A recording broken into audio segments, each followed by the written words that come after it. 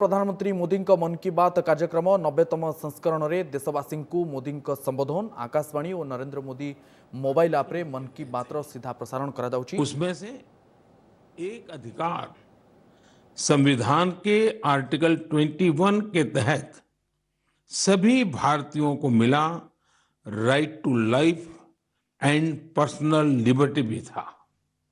उस समय भारत के लोकतंत्र को कुचल देने का प्रयास किया गया था। देश की अदालतें, हर संवैधानिक संस्था, प्रेस, सब पर नियंत्रण लगा दिया गया था। सेंसरशिप की ये हालत थी कि बिना स्वीकृति कुछ भी छापा नहीं जा सकता था। मुझे याद है, तब मशहूर गायक किशोर कुमार जी ने सरकार की वाहवाही करने से इनकार किया तो उन पर बैन लगा दिया गया। रेडियो पर से उनकी एंट्री ही हटा दी गई। लेकिन बहुत कोशिशों, हजारों गिरफ्तारियों और लाखों लोगों पर अत्याचार के बाद भी भारत के लोगों का लोकतंत्र से विश्वास डिगा नहीं, रत्ती भर नहीं डिगा। भारत के हम लोगों में सदियों से जो लोकतंत्र के संस्कार चले आ रहे हैं, जो लोकतांत्रिक भावना हमारी रग रग में है, आखिरकार जीत उसी की हुई। भारत के लोगों ने लोकतांत्रिक तरीके से ही इमरजेंसी को हटाकर वापस लोकतंत्र की स्थापना की। तानाशाही की मानसिकता को, तानाशाही वृत्ति प्रवृत्ति को लोकतांत्रिक तरीके से पराजित करने का ऐसा उदाहरण पूरी दुनिया में मिलना मुश्किल है। इमरजेंसी के दौरान देशवासियों के संघर्ष का गवाह रहने का, साझेदार रहने का सौभाग्य मुझे भी मिला था, लोकतंत्र के एक सैनिक के रूप में।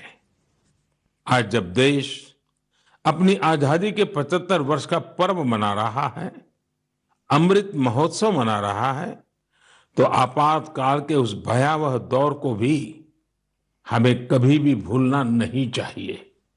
आने वाली पीढ़ियों को भी भूलना नहीं चाहिए। अमृत महोत्सव सैकड़ों वर्षों की गुलामी से मुक्ति की विजय गाथा ही नहीं, बल्कि आजादी के बाद के 75 वर्षों की यात्रा भी समेटे हुए हैं। इतिहास के हर अहम पड़ाव से सीखते हुए ही हम आगे बढ़ते हैं। मेरे प्यारे देशवासियों, हम में से शायद ही कोई ऐसा हो जिसने अपने जीवन में आकाश से जुड़ी कल्पनाएं न की हो। बचपन में हर किसी को आकाश के चांद, तारे, उनकी कहानियां आकर्षित करती हैं। युवाओं के लिए आकाश छूना सपनों को साकार करने का पर्याय होता है। आज हमारा भारत जब इतने सारे क्षेत्रों में सफलता का आकाश छू रहा है, तो आकाश या अंतरिक्ष इससे अछूता कैसे रह सकता है। बीते कुछ समय में हमारे देश में स्पेस सेक्टर से जुड़े कई बड़े काम हुए हैं। देश की इन्हीं उपलब्धियों में से एक है इन स्पेस नाम की एजेंसी का निर्माण। एक ऐसी एजेंसी जो स्पेस सेक्टर में भारत के प्राइवेट सेक्टर के लिए नए अवसरों को प्रमोट कर रही है। इस शुरुआत ने हमारे देश के युवाओं को विशेष रूप से आकर्षित किया है।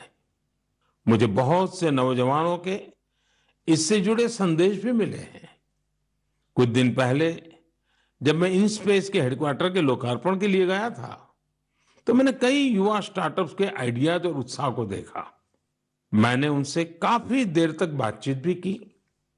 आप भी जब इनके बारे में जानेंगे तो हैरान हुए बिना नहीं रह पाएंगे। जैसे कि स्पेस स्टार्टअप्स की संख्या और स्पीड को ही ले लीजिए। आज से कुछ साल पहले तक हमारे देश में स्पेस सेक्टर में स्टार्टअप के बारे में कोई सोचता तक नहीं था। आज इनकी संख्या 100 से भी ज्यादा है। ये सभी स्टार्टअप्स ऐसे ऐसे आइडिया पर काम कर रहे हैं जिनके बारे में पहले या तो सोचा ही नहीं जाता था या फिर प्राइवेट सेक्टर के लिए असंभव माना जाता था। उदाहरण के लिए चेन्नई और हैदराबाद के दो स्टार्टअप्स हैं, अग्निकुल और स्काई रूट। ये स्टार्टअप ऐसे लॉन्च व्हीकल विकसित कर रही हैं जो अंतरिक्ष में छोटे पेलोड्स लेकर जाएंगे। इससे स्पेस लॉन्चिंग की कीमत बहुत कम होने का अनुमान है। ऐसे ही हैदराबाद का एक और स्टार्टअप ध्रुव स्पेस सैटेलाइट डिप्लॉयर और सैटेलाइट के लिए हाई टेक्नोलॉजी सोलर पैनल्स पर काम कर रहा है। मैं एक और स्पेस स्टार्टअप दिगंतरा के तनवीर अहमद से भी मिला था, जो स्पेस के कचरे को मैप करने का प्रयास कर रहे हैं। मैंने उन्हें एक चैलेंज भी दिया है कि वो ऐसी टेक्नोलॉजी पर काम करें जिससे स्पेस के कचरे का समाधान निकाला जा सके। दिगंतरा और ध्रुव स्पेस दोनों ही 30 जून को इसरो के लॉन्च व्हीकल से अपना पहला लॉन्च करने जा रहे हैं। इसी तरह बेंगलुरु के एक स्पेस स्टार्टअप एस्ट्रोम की फाउंडर नेहा भी एक कमाल के आइडिया पर काम कर रही है। ये स्टार्टअप ऐसे फ्लैट एंटीना बना रहा है जो न केवल छोटे होंगे बल्कि उनकी कॉस्ट भी काफी कम होगी।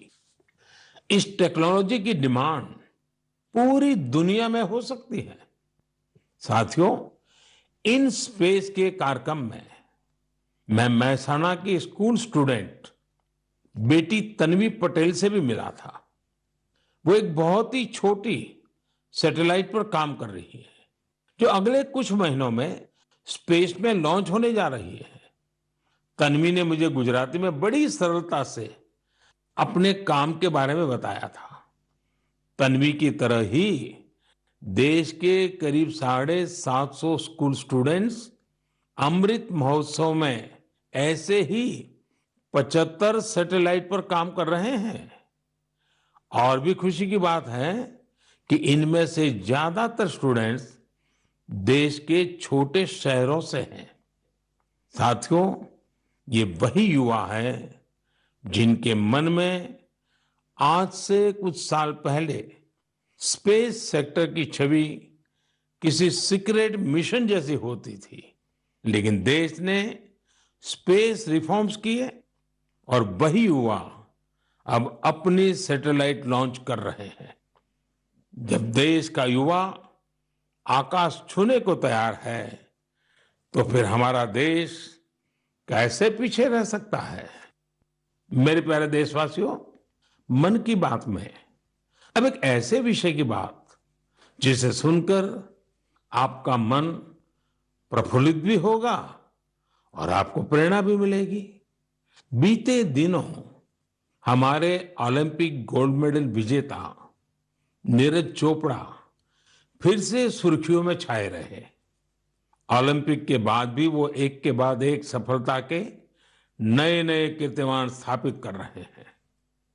फिनलैंड में नीरज ने पावो नुर्मी गेम्स में सिल्वर जीता। यही नहीं, उन्होंने अपने ही जेवलिन थ्रो के रिकॉर्ड को भी तोड़ दिया। कुओर्टोन गेम्स में नीरज ने एक बार फिर गोल्ड जीतकर देश का गौरव बढ़ाया।